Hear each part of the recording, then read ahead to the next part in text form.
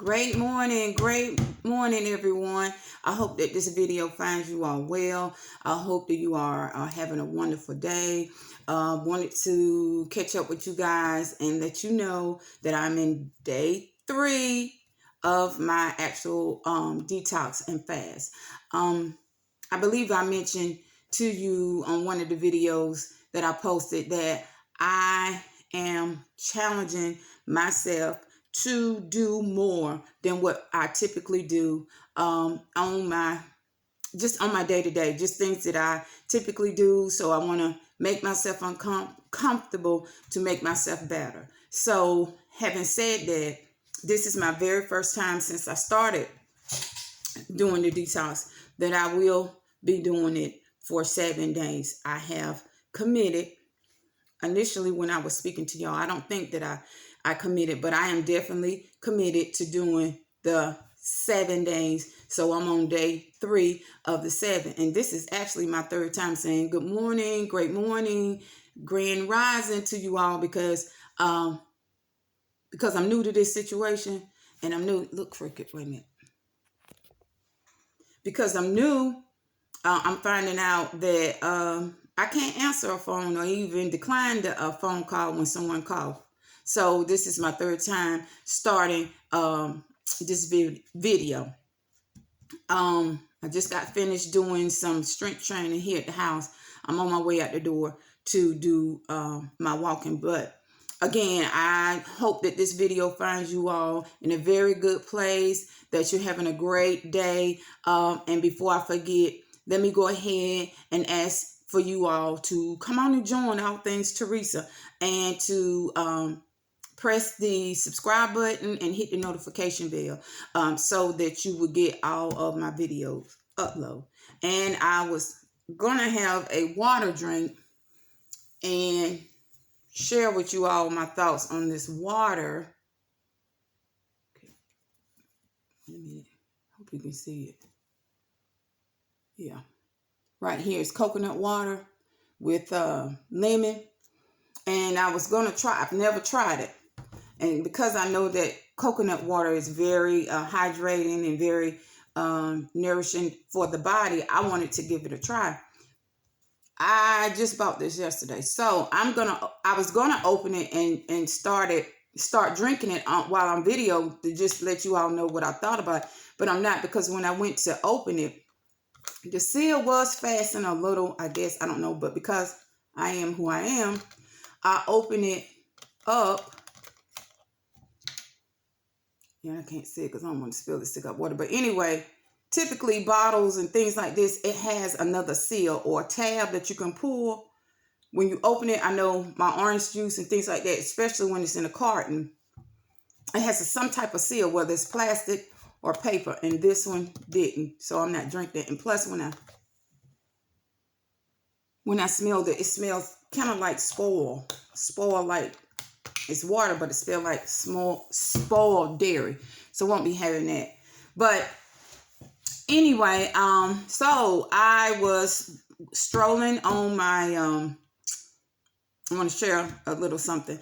I was strolling on my Instagram this morning, and I came across a post and a video that I ended up stopping by to read or listen to. And the post was the news of the cause of death for the rapper and the member of Digital Underground, Shock G. For those of you who know, I think most of you all that are watching have some idea who Shock G was. Shock G, again, was the leader of the rap group Digital Underground that was really, really popular during the 90s. And that was during the time when I was in college. And I actually got to see Shock G in person. I was going to say meet. I didn't actually meet him, but I did get to see him in person along with none other than the great Tupac Shakur. And Janelle, my fellow Shaw alumni, my sister girlfriend, if you're watching, you remember. This was, I can't remember the year. I think it was, oh my God, I think it was maybe no, 1991, 92. Yeah. And during that time back then, and I think, because I told y'all I am a graduate of Shaw University.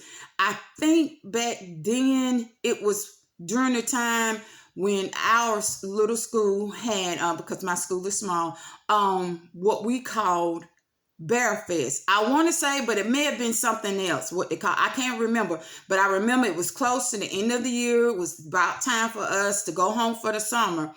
And during this time, we would have a big cookout on campus. And so,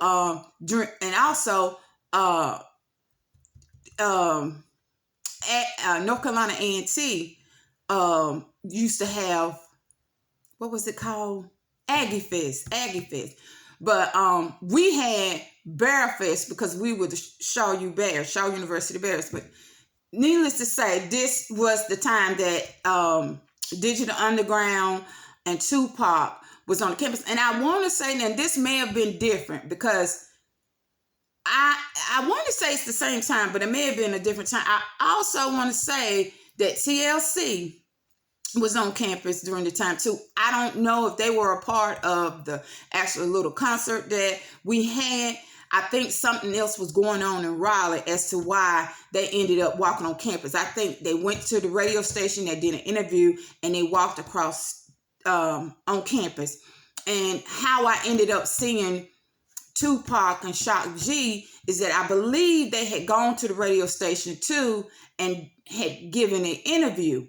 But we actually had them on campus for a concert for our little festival. And it was behind the men's dormitory, what was called the Shaw Beach. It wasn't a beach. It was just a big field, the backyard of the dorm. But it was our beach.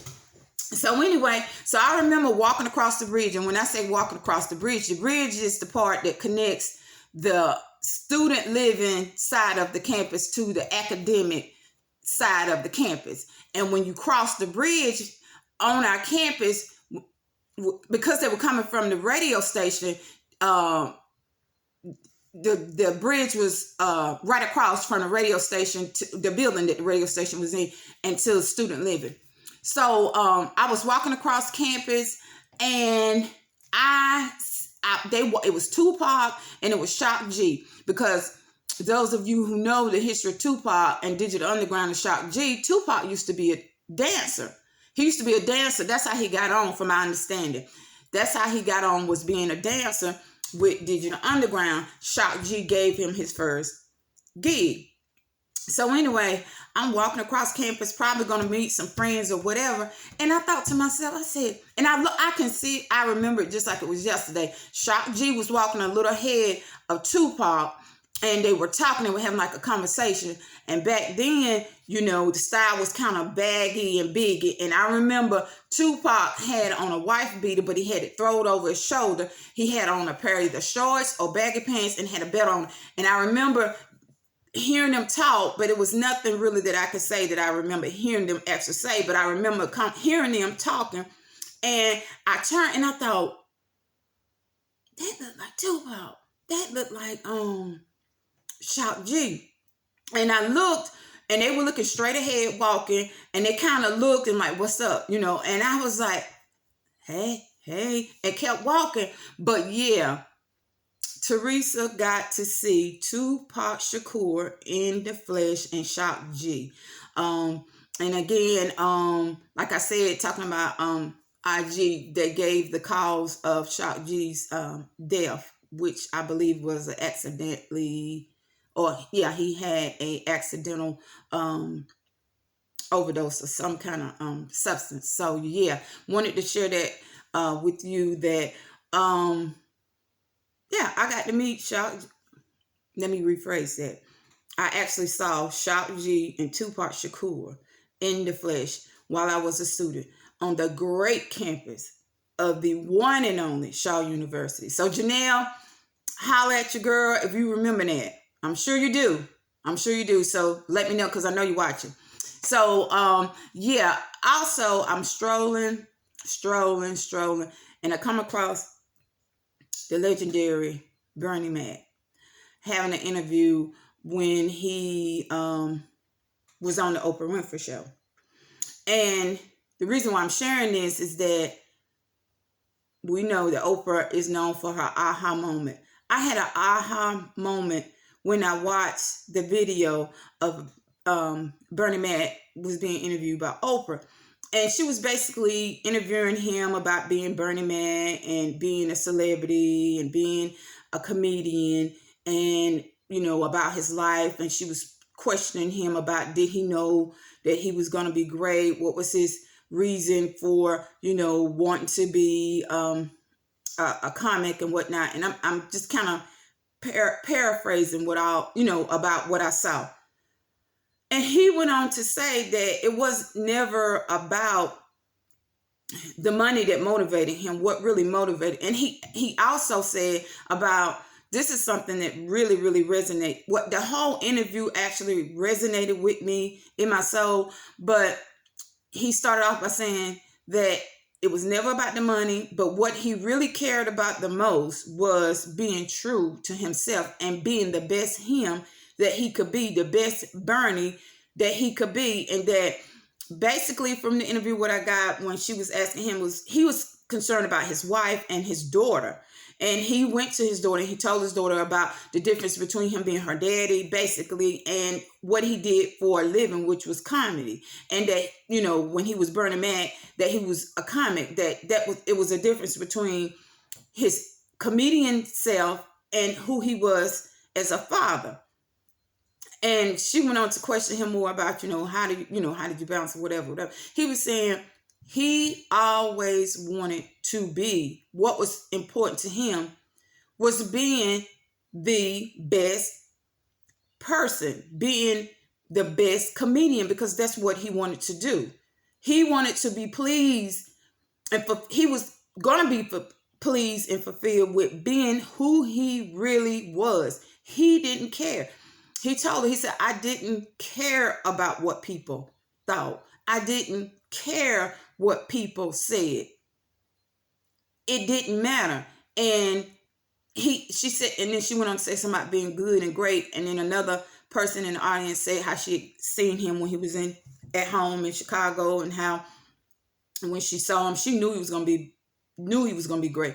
And he took that, but he also said that he knew basically he was his authentic self, and that being who he truly was and being pleased with who he was and doing what he honestly loved and knew that he was supposed to be doing was more than enough. That it wasn't a money value price that you can put on it. And he also said that if you are true to yourself, that the money is going to come, and that if you're doing what you honestly love, that everything else is going to fall in place. Your greatness, the accolades, whatever. Not that it's so important that other people recognize your talent and recognize your gift and your greatness, because it has to start with you. And that manifested with me, because I've mentioned before about being an entrepreneur, being a small business. It is one of the best decisions that I've ever made in my life. However, it is very challenging. And I've also heard the cliche with people, very wealthy people, because I follow people who are wealthy on social media and business owners and people who have had great success. And one of the things I've heard time and time again is that when you choose to go into a business or doing something to make money, is it something that you truly want to do? Will you do it, or would you do it if you didn't make any money doing it? And for me, absolutely yes. Yes. But at the same time, because I'm such a person who sets high goals and standards, I get a little frustrated, because it's called being human. And that's why it's very important for me to not be in surroundings that don't encourage and motivate me.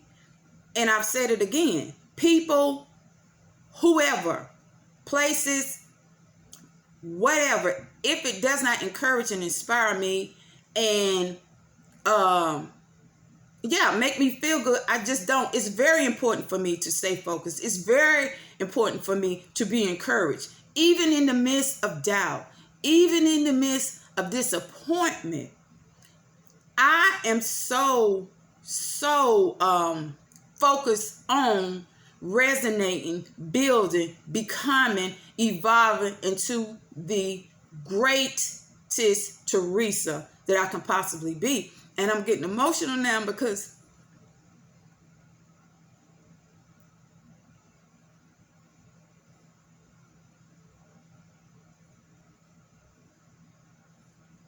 it just resonated with me to be what I'm supposed to be. And I think there's sometimes a conflict with me because I'm so unsettled, because I always am like, I can do more, I can do it better, let me try it again. And so I can't believe I'm actually crying on here with y'all, but it just, I got it. It was like, that's what it is. I am so focused on being the very best me.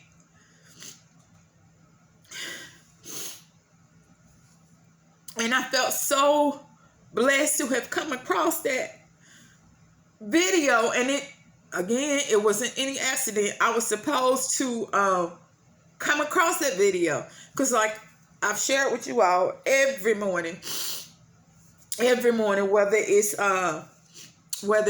detoxing, whatever, I start my day off with setting myself in a positive mindset, to be focused and to be encouraged. Because if I've been blessed enough to wake up to see a day, why wouldn't I make it the best day that I could possibly be, that I could possibly have, and that it would possibly be for me? So that really just Bernie Mac really, and those of us that know when Bernie Mac came up and watched his shows and went to his comedy tours and stuff, I truly believe he was his authentic self. So I wanted to get on here and share that with you. So when I'm speaking about staying focused and doing what makes you feel good, period, moving about your day, I truly mean it, because to me, I feel like sometimes I have to have a sword and shield up to protect, maneuvering through life and being encouraged with all of the things that life that throws at us. So whether it's whatever it is, I have to get myself and keep myself and my mind in a good space through it all. Even if it's hard, even if I'm down and trodden, I have to find strength to move past it. I'm fighting every day for any and everything I want in this thing called life. And I wish nothing but the same for you all. I'm still emotional. But anyway, I'm going to go ahead and end. Thank you guys for tuning in. Thank you all for riding with me. Again, don't forget to like and to subscribe as you go about your day. I wish you nothing but peace and positivity. And I'm proclaiming it always, no matter what, I'm claiming it. So continue to be inspired, continue to fight for your peace. And thank you all again, and Have a great day.